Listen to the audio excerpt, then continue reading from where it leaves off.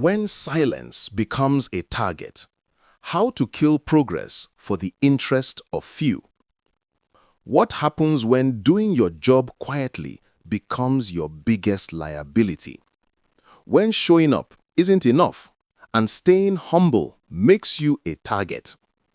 There's a political storm brewing in Oye Ekiti in Ekiti State right now, and at its center is someone you might not expect. A state commissioner accused of arrogance, accused of negligence, accused of abandoning the very people who helped put him there.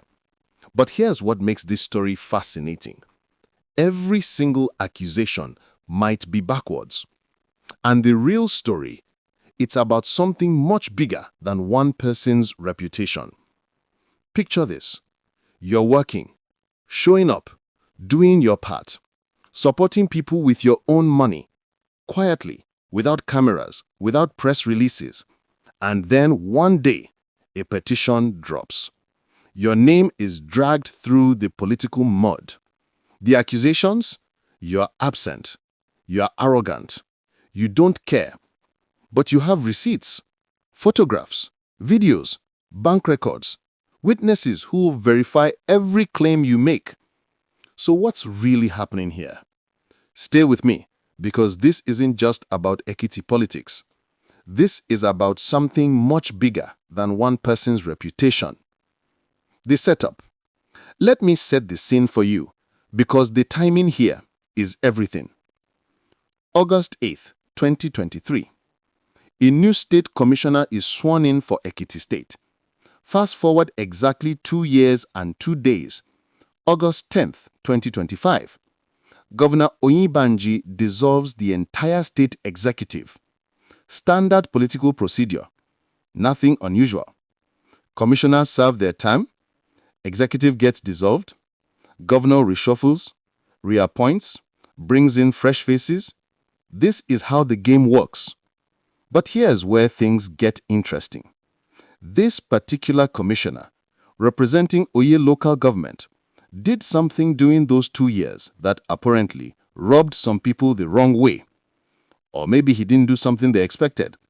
Because now, as the governor prepares his new appointments, a petition emerges. Not about his past performance, about his potential future. They don't want him back. Let me read between the lines for you. When someone serves for 2 years and a petition drops specifically to block their reappointment, that tells you something. It tells you the last 2 years bothered someone enough to organize opposition. It tells you there are people who'd rather see anyone else in that position. It tells you this isn't about past mistakes.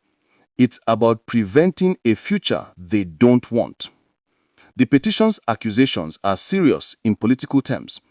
Nonchalant attitude toward party activities, avoiding party leaders, arrogance, lack of accountability, minimal contribution to party welfare.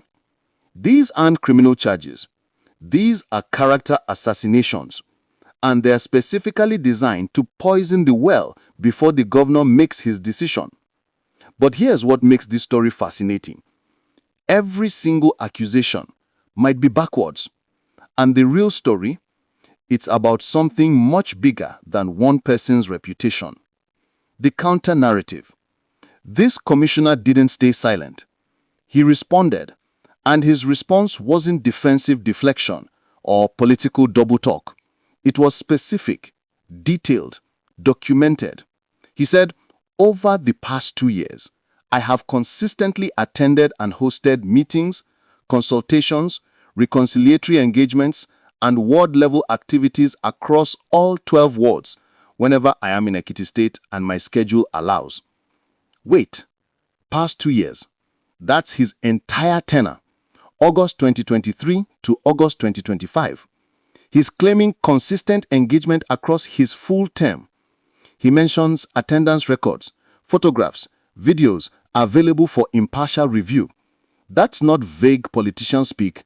That's someone saying, check the receipts. But here's what really caught my attention. He says he supported all ward chairmen financially every month for about 8 months. Let's do the math.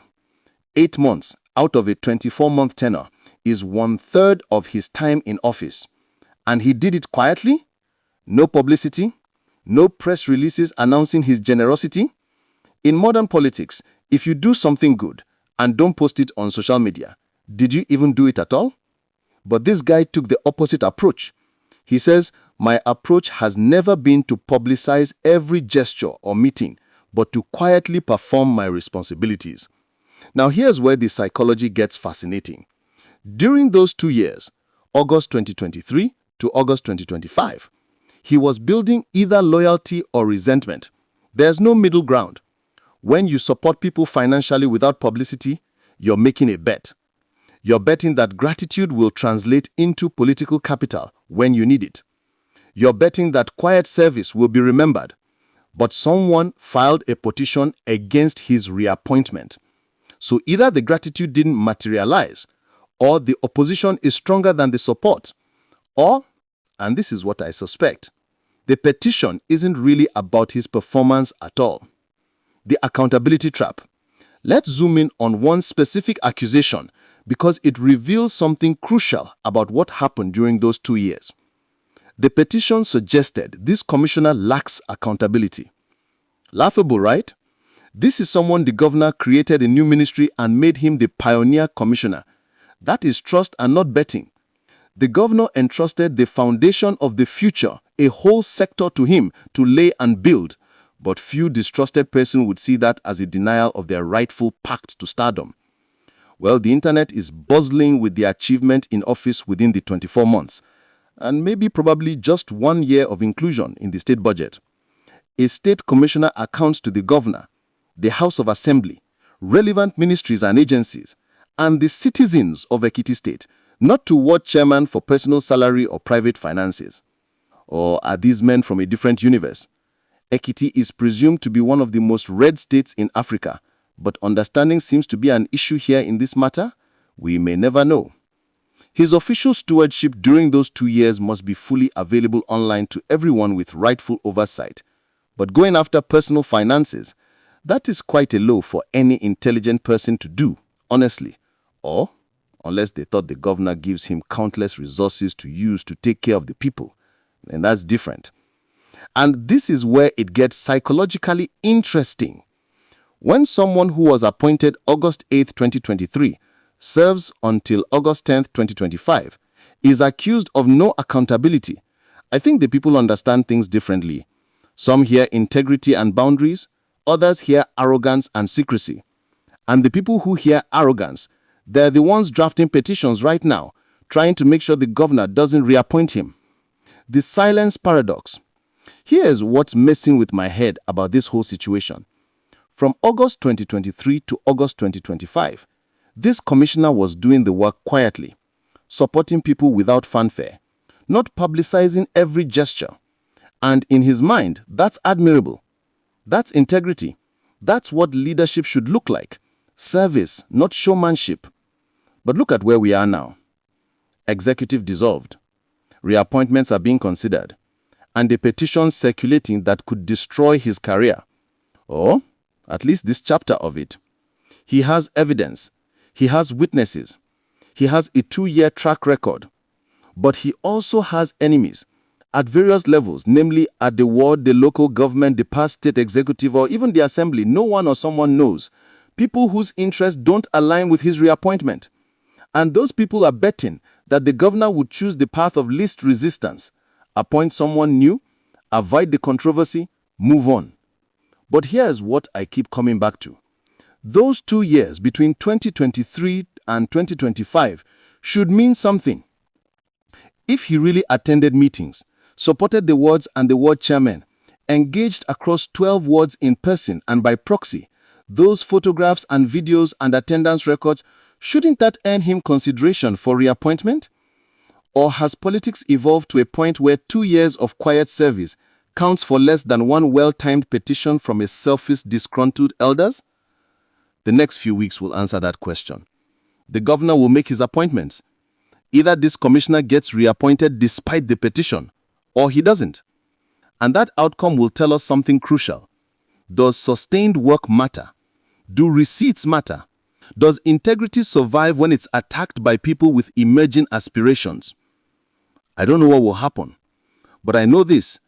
If quiet service and documented performance can't protect you from a petition designed to block your reappointment, denying the state a dynamic youngster evolving global ideas, then we are incentivizing the wrong kind of leadership.